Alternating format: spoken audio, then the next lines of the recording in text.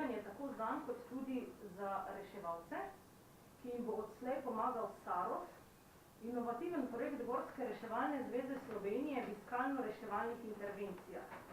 Kaj ga dela edinstvenega v Evropi in kakšen napredek prinaša v gorsko reševanje, nam bo razložil vodja projekta Matjaž Šerkezi. Hvala lepa.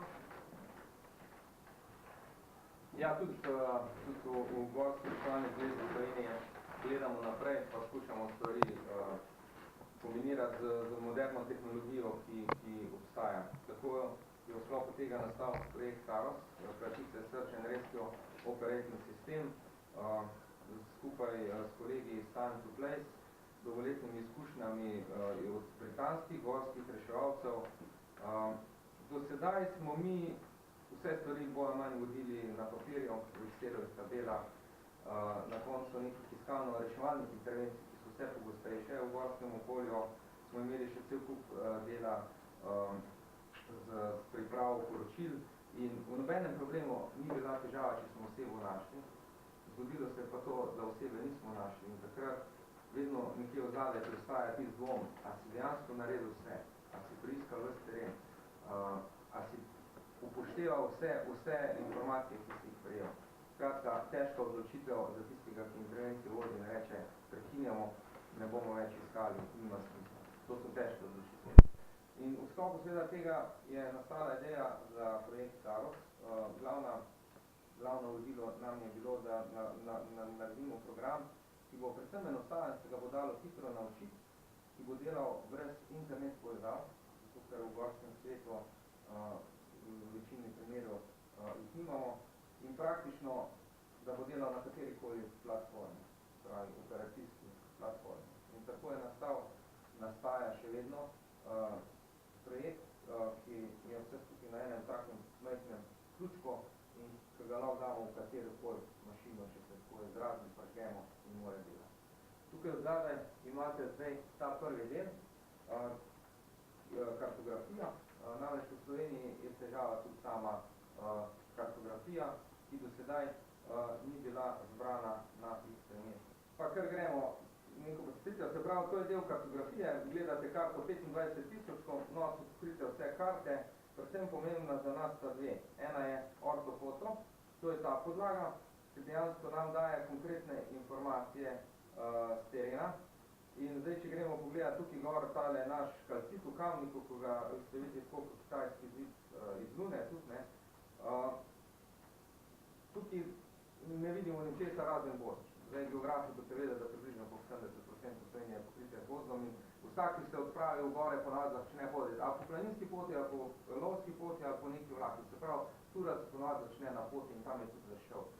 In seveda informacija na karti nam nič ne pove, če vidimo sam gozd pa par črt. No, za ta namen smo tudi vključili projekcijo LIDAR, ki pa je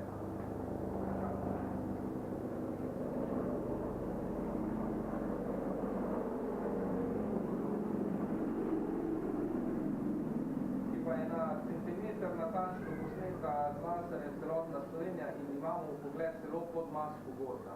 Se pravi, tam, kjer prej planinskih poti nismo videli, jih pa sedaj vidimo. Oziroma planinskih poti vlak in tako naprej. Se pravi, gre za neke prve informacije tistega na vodje intervencij, ki jih dobi o samem terenu. V nadaljevanju sledijo še celotna komunikacijska podpora in pa management, se pravi, vse informacije o reševalcih na terenu se bo izbirale v Sarosu, tako da na koncu, ko bo neka intervencija zaključena, praktično z enim klikom dobimo celoten pregled področja z vsemi viri komunikacije preko radijskih postaj, ki je kdo kaj rekel, kaj je videl, vse fotografije, ki so geolocirane, se pravi, tista fotografija, tudi pametnim telefonom se naredimo, preleti tukaj not, ima svojo geolokacijo in je tudi zelo dober podatek v nekem področju, ki smo ga preiskali. Zelo pomembna stvar je tudi, da ko se reševalci gibajo po terenu, ponavadi je njihova vidljivo območje, ne vem, lahko 3 metre, 10 metrov, 15 metrov ali pa 1 meter. In ta informacija bo z Garmin napravo, GPS napravami tudi prišla v Saros in se bo tisto področje, vidno področje v obarvalo. In na koncu bo imel vodja intervencije, tisti, ki se bo odločil, ali z intervencijo nadaljevati oziroma preusmeriti to iskanje na neko drugo področje, zelo podroben pregled z vsemi informacijami, kaj vse se je preiskalo, kaj vse se ni preiskalo. Prejšnji mesec smo imeli na Virniku v Planini v učnem centru GRZS prvo usposabljanje. Izšolali smo 32 posameznikov, med njimi tudi 8 slovenskih policistov za delo s tem programom in seveda te fantje in dekleta bodo dober vir informacij za nas, kaj ta starost še more dobiti, katere funkcionalnosti so še potrebne in seveda znali bodo delati z njimi pa usmerjati vodje intervencij v samih društvih. Tukaj ta projekt je nastal tudi s Planinsko zvezo Slovenije, preko, se pravi, so tudi vse planinske koče, s klikom dobimo podatke o planinskih koči, lahko pokličemo skrbnika, so planinske poti in pa seveda hvala tudi programu oziroma projektu Očistimo gore za Rojanske Triglav, ki je tudi delno sofinancirala razvoj starosta. Pa še eno zelo pomembno stvar smo naredili, sicer Google smo prepričali, da jemlje naše karte, kar pomeni, da za uporabo ni potrebno več, zdaj je tudi Google umrl, da za uporabo ni potrebno več imeti povezave z internetom, ampak hkrati bere tudi karte iz tega ključka, se pravi tudi Google Earth, se pravi ta Google zemlja dela brez internet povezave. Hi ho, the dairy, the cheese stands alone.